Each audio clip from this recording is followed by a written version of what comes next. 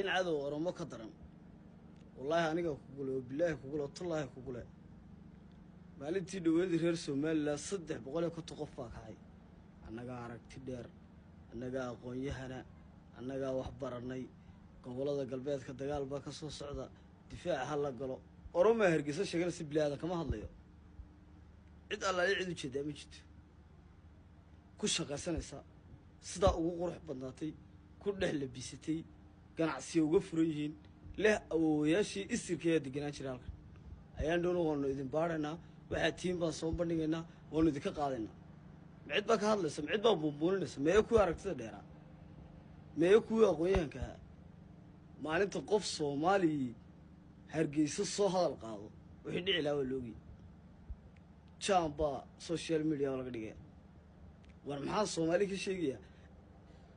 isaaq Hargeysa degan dhexdiisa ayaa dadka qaar loo oran karo Hargeysa ay sheegtaan oromona ku faanaysa oo sheeganaysa raali baa laga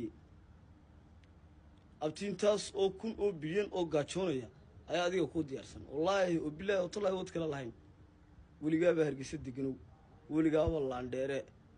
waligaaba Soomaalida kala saa ugu maqno weeriyo adeegan indhiina kor u qaadinayo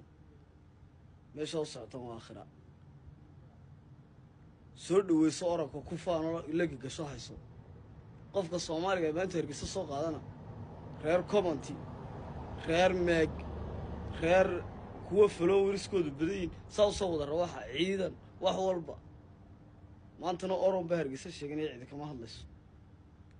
aniga laftarkayga ma la dhiiqo ku jiro waxa looga dhacay waa la qabaa abooda salaam iyo ayna istoorabad